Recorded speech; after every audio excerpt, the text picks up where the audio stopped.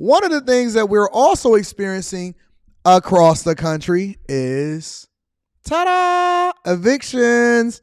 Evictions are on the rise, ladies and gentlemen. And guess what? It's happening in Atlanta. It's happening in Arizona.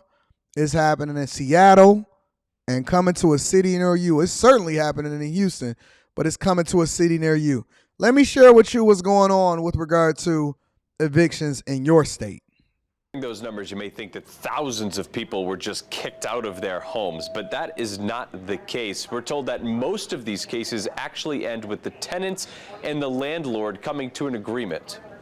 Maricopa County Constable, open the door. I love me a tough, rough, and Afro puff sheriff that's coming in and kicking the door. Thankfully, I've never had the opportunity to be able to evict somebody because I would never want to do that. I would love for you to just continue to pay your rent on time so that we don't have no problems. And if you want to understand how to vet tenants effectively, make sure you tap into the Patreon. Link is in the description as well as pinned to the top of the chat. Process that usually begins with a tough situation. A lot of those stories are just really, really difficult. Justice of the Peace Anna Huberman sees eviction cases every week. She says most people falling behind on rent either lost their job or had a health emergency. People have been paying their rent, and then something happened 1 month that put them behind. Most people, and this is why I can't understand why these talking points are being communicated across the internet.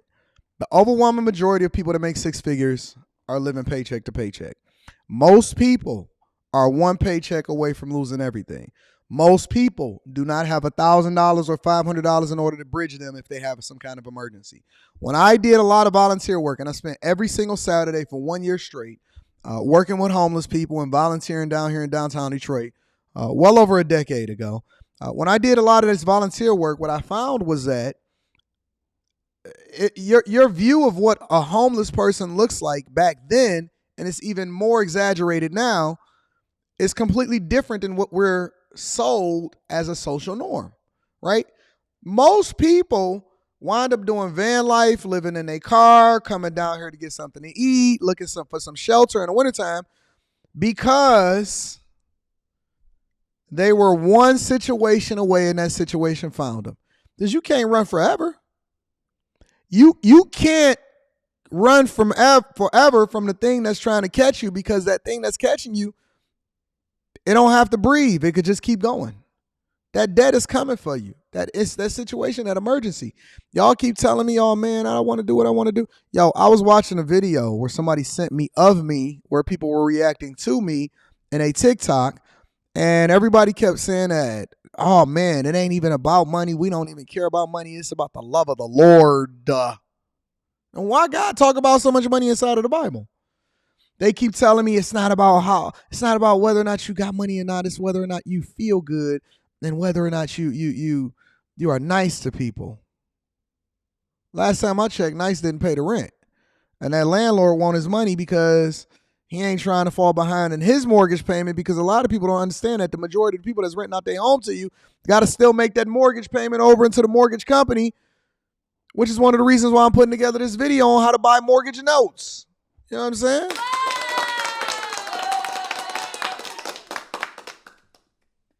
Real talk. It's tough out here in these streets. Nearly 8,000 eviction filings in Maricopa County last month. That was a record high. It is a daunting task to pay the rent every month. It's not a lot of fun. David Leibowitz is with the Arizona Multi-Housing Association. He says the eviction filing record makes landlords look bad, but he claims 2/3 of these cases don't end with someone being kicked out. It is absolutely our last resort. Leibowitz says there will be more eviction filings as more people move here. While the total number of eviction filings went up, AMA says the rate of eviction filings per person went down. It was 16 per 1,000 residents in 2010, but last year it dropped to under 15. He says some of them are the same people who were filed against multiple times. Act like property owners are terrible and they're just evicting people. That's just not the case. High interest rates and home costs are forcing more people than ever to rent, which drove up the cost of renting an apartment or a home. The average judgment in a case, just $1,500 back in 2005, but now it's doubled to more than $3,000, which means falling behind a few months can really set people back. And you know the interesting thing is about that? You know what's interesting about that? Is that it's the highest number of people who have been filed to get evicted since 2005. Since 2005. The highest number over there in Arizona since 2005. Let me share with y'all what they're doing over there in Atlanta in order to solve for it.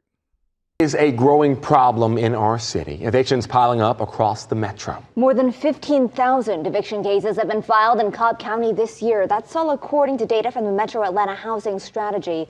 Now the county is hoping to cut that number down with an innovative new court program. Atlanta News First reporter Chelsea Bonfor is live outside Cobb Magistrate Court tonight. And Chelsea, this agreement between the legal system and a nonprofit organization has the potential here to get a lot of these families off the street. 15,000 and counting this year in Atlanta alone. Yeah, Savannah, that's the goal, to get them out of eviction court and into housing. This pilot program will also teach families financial literacy and has the potential to scrub any prior evictions off their record. See, and this is the stuff that I don't like. I don't like. Let me tell you something, bro. Do you know why we pull a credit report? It's not just to see what your number is. It's to see a couple different things. And I talk about this extensively inside of the Patreon.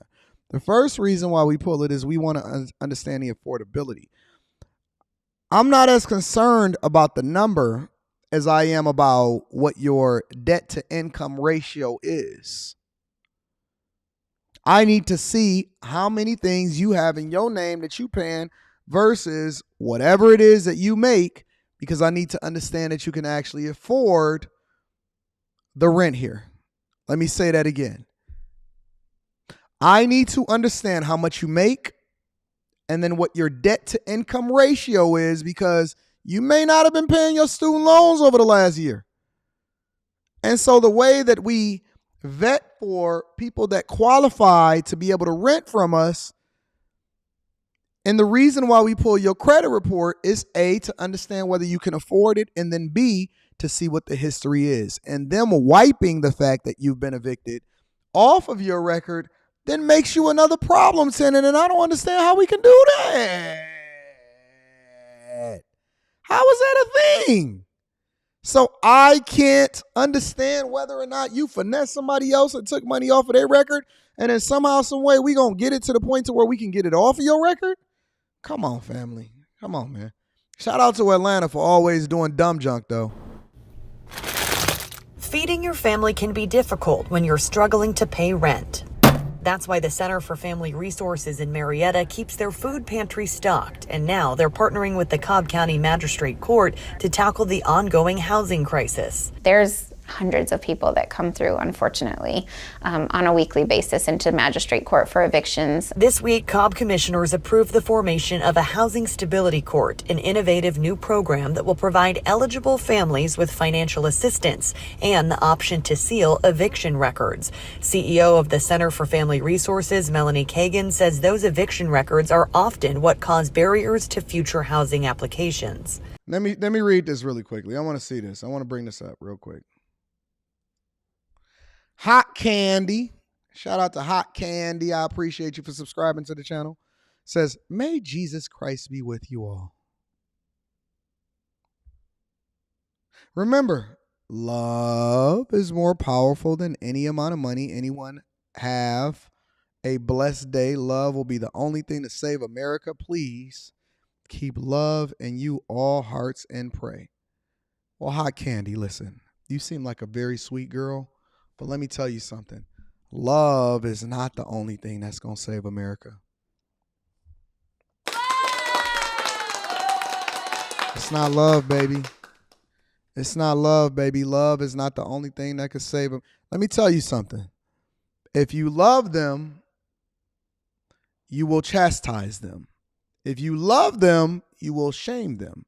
If you love them, you will discipline them. Because it is out of love that God has forged the path for us to be successful.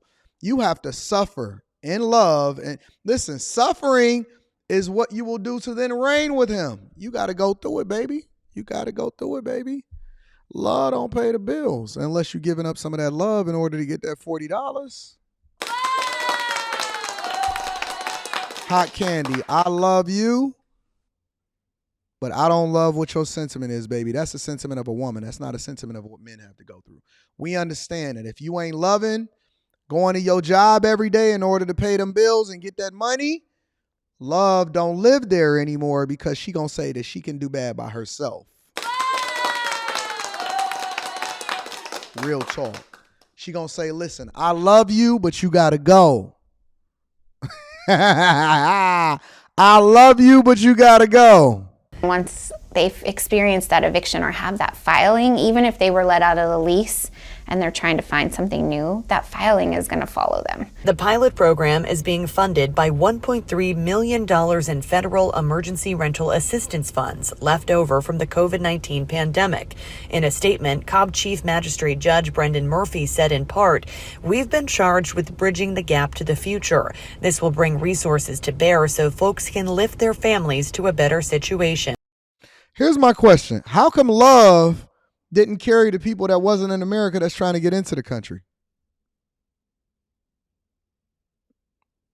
Just curious. How come love wasn't enough for these collapsing economies, collapsing countries, these countries that are experiencing extreme inflation? How come love wasn't enough to carry them? I see them with a whole bunch of children. They had to love each other in order to make them, right?